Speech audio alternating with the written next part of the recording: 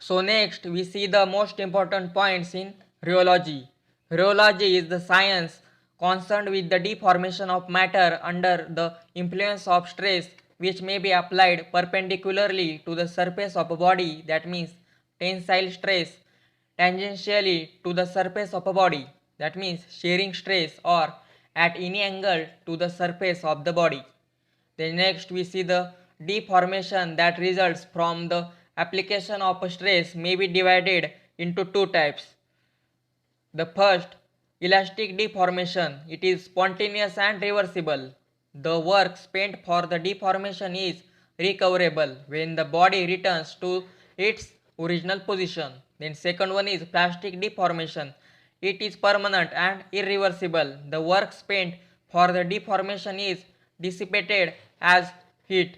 Plastic deformation is referred to as flow and is exhibited by viscous bodies. The next, Newtonian and non-Newtonian flow.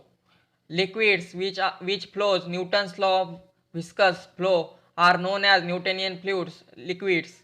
That means Newtonian liquids. For example, water, true solutions, dilute suspensions, and those which do not follow are known as non-Newtonian fluids. For example, colloidal dispersion, emulsion, ointment and gels. The next we see the flow characteristics of Newtonian fluids.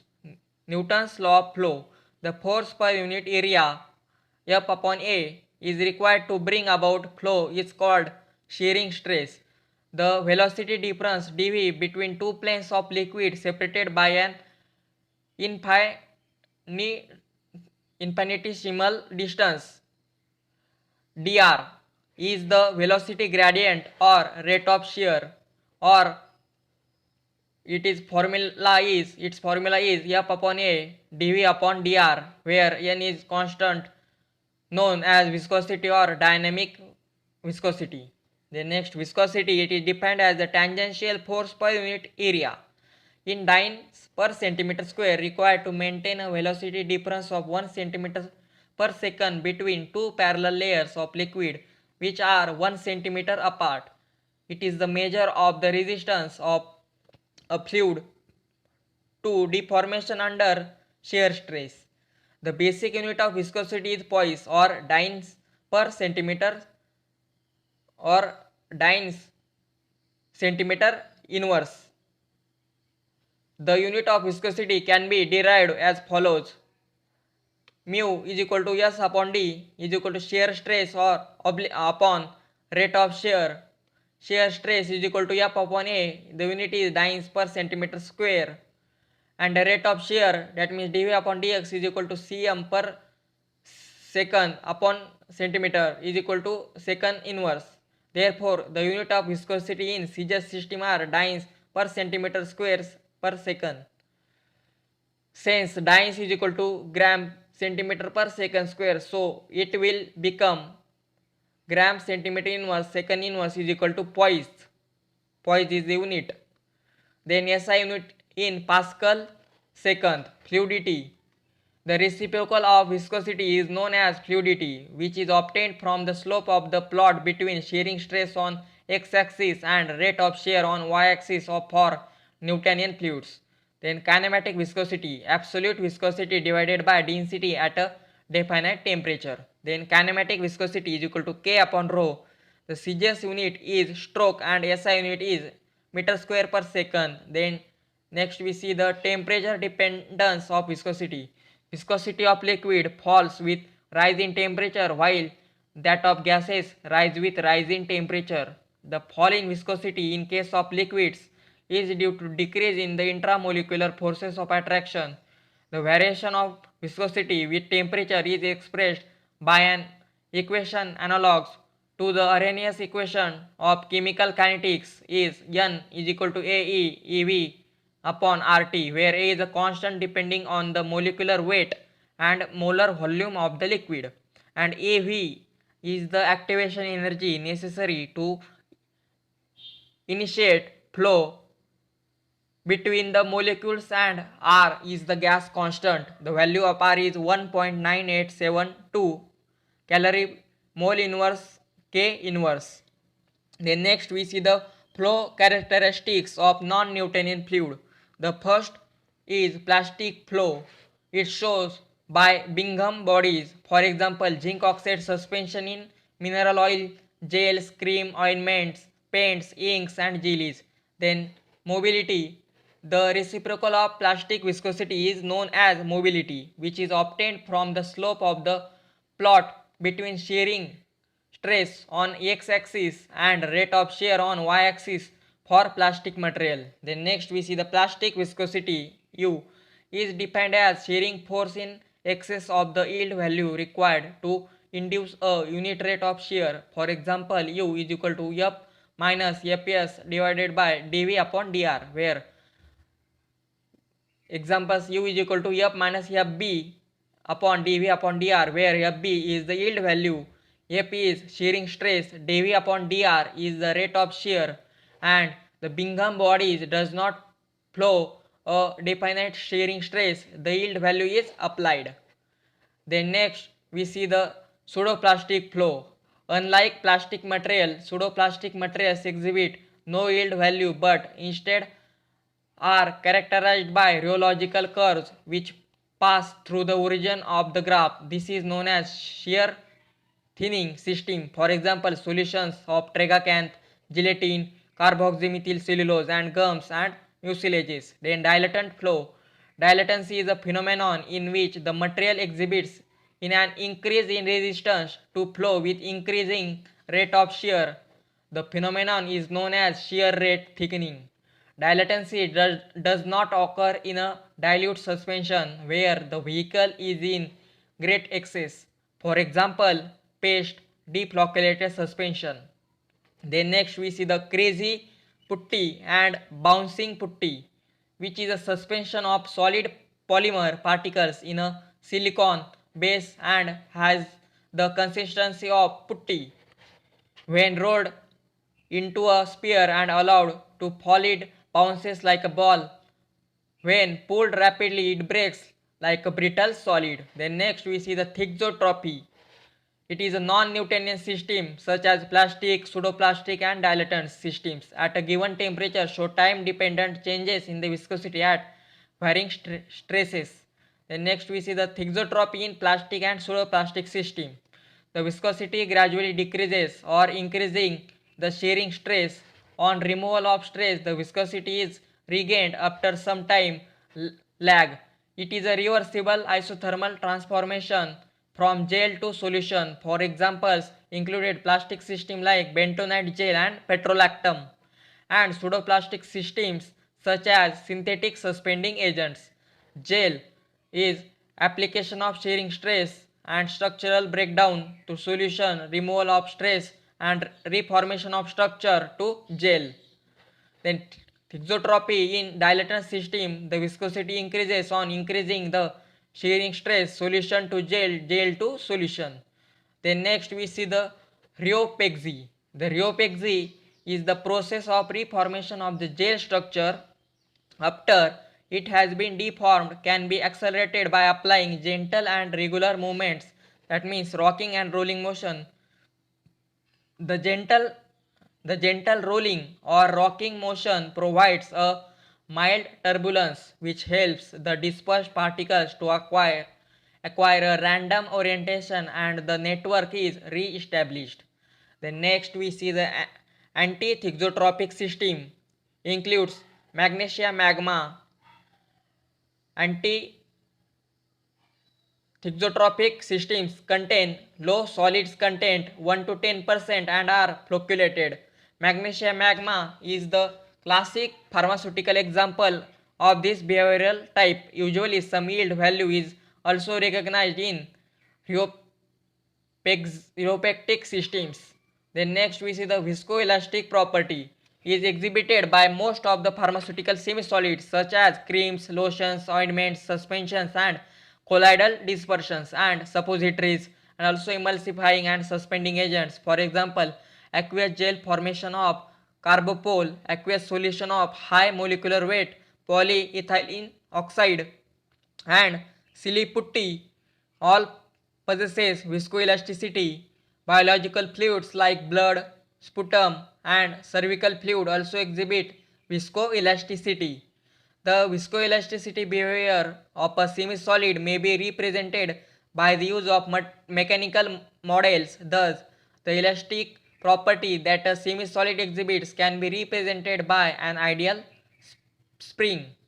The viscous fluid that a semi-solid exhibits can be represented by the movement of a piston inside a cylinder filled with a fluid, the model known as dashpot. Then next we see the models for viscoelasticity are Maxwell element, then Weygott element and creep testing. Then next we see the viscometer. There are two types of instrument are available to determine the rheological properties. The first is single point instruments. They provide a single point on a rheogram. Extrapolation of a line from this point to the origin yields a complete rheogram. They are suitable only for Newtonian fluids. Examples are capillary viscometer and falling sphere viscometers. Then second is multi-point instruments. They can be used for the non-Newtonian systems, as using these instruments the complete rheogram can be obtained by characterizing the flow properties at variable rates of shear. They can be used for the viscosity determination of Newtonian fluids as well. Examples are cup and bob viscometer and cone and plate viscometers.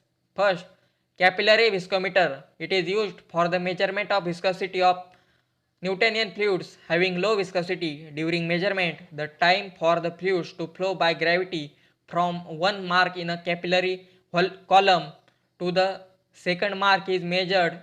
The time of flow of the liquid under test is compared with the time required for a liquid of known viscosity, that means usually water, to pass between the two marks. If N1 and N2 are the viscosities of the unknown and standard liquids, ρ1 and ρ2 are the densities of the liquid, and T1 and T2 are the respective flow times in seconds.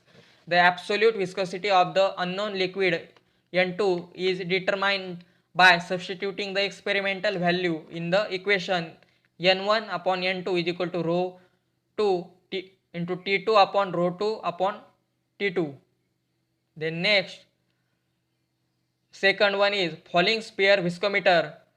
The principle of this instrument is based on Stokes' law, which states that when a body falls through a viscous medium, it experiences a resistance or viscous drag which opposes the motion of the body at the initial stage.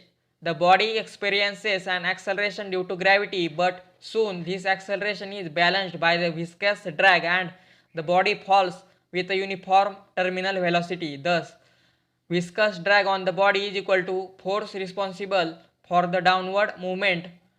The equation is 3 pi n dv is equal to pi upon 6 d cube g in bracket rho 2 minus rho 1, where n is viscosity, d is the diameter of the sphere, g is the acceleration due to gravity, and v is the terminal velocity.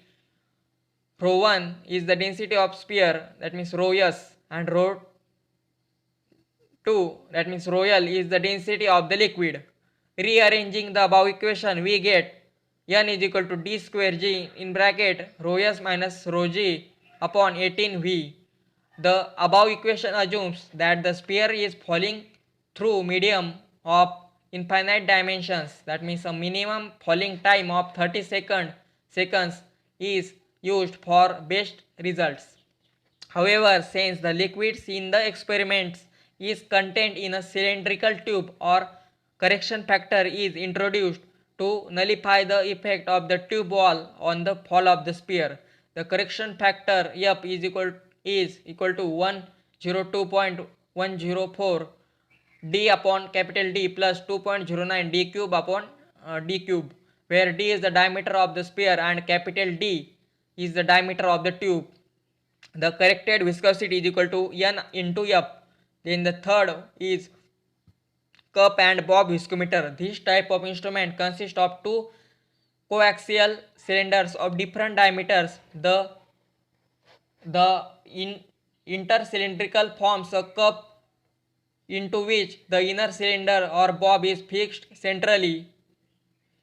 The examples to be analyzed is shear in the space between the outer wall of the bob and the inner wall of the cup.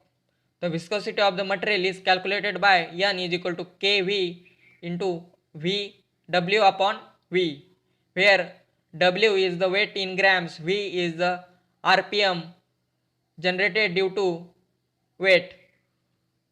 RPM is revolution per minute, and Kv is an instrumental constant which can be determined by analyzing oil of known viscosity using the instrument. The plastic viscosity may be calculated by using equation U is equal to Kv W minus W upon V, where U is the plastic viscosity is in poise and Wf is the yield value intercept in grams. Then last we see the cone and plate viscometer.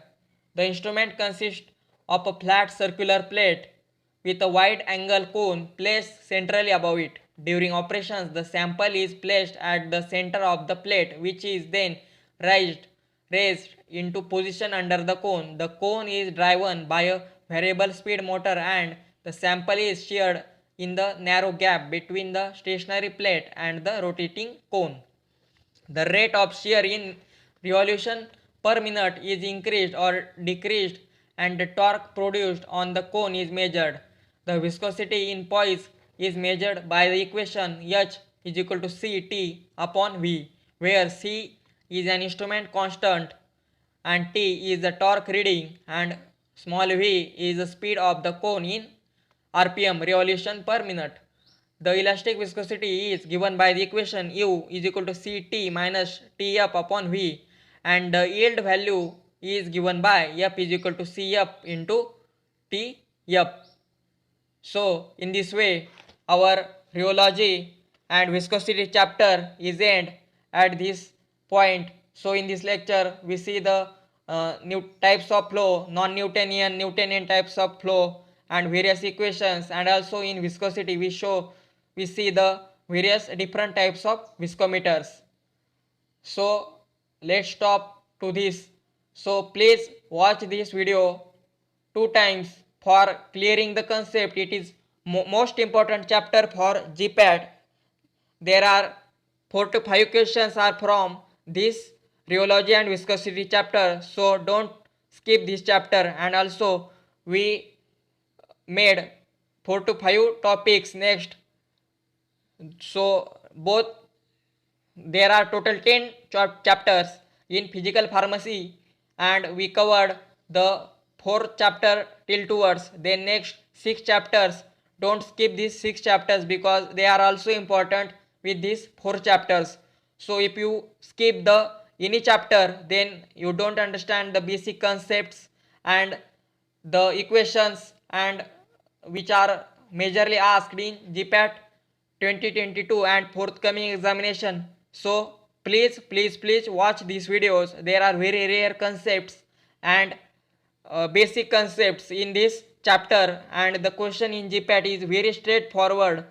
So physical pharmacy is most important sub chapter in pharmaceutics, and we know the pharmaceutics 45 questions including other questions also asked.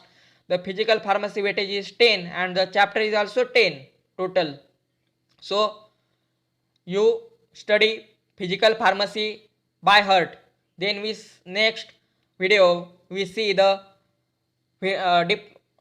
next chapters, and after that the next unit, the next subclass, which is pharmaceutical engineering, we starts. Then modern pharmaceutics. After that we biopharmaceutics and pharmacokinetics, and then the most important subtype is modern pharmaceutics. There are 15 questions asked from this section, and the pharmaceutics is major in this section. Modern pharmaceutics is most important, and also other these types are also important. So don't skip this physical pharmacy, pharmaceutical engineering lectures, and also biopharmaceutics and pharmacokinetics lectures, and also the modern pharmaceutics lectures. And after that we see the different topics sections: pharmacology, pharmacognosy, pharmaceutical medicinal chemistry. So we complete this GPAT syllabus as early as possible. There is no such limit, but the student which is in final year, so they study the notes provided to that to the, and the notes are free from our Pharmatech channel. So if you want these notes, please free to contact with this phone number. The phone number is given in the description box. So for notes, it is first time on YouTube history. The notes and also the MCQs are provided on this mobile number and directly on your WhatsApp number. And if you want to join our group Pharmatech, then the link which is in the description box, then please click on the link and join our WhatsApp group. So please subscribe our channel. If you like this video, please like, share and subscribe this channel. And please, if you have any doubt, then comment below. And please share this video to your GPAT aspirants, also CET aspirants. Most important videos for this and the most valuable lectures are in these videos. So please follow this channel, and it is most important. And if you join this channel, I surely recommend that you will qualified in GPAT 2022 and forthcoming examinations. So there is no competition to this channel, and also other channels also. So I don't remember the name of this channel. So please subscribe my channel, and the GPAT 2022 examination aspirants also from this channel, and the students which pointer is 9.4 and 8.7 are also joined in this channel for studying. And this is a free channel, not for your fees, no extra charges is from this channel. So please subscribe my channel, and it is absolutely free. So take care, bye. Thank you so much for watching these videos. Thank you.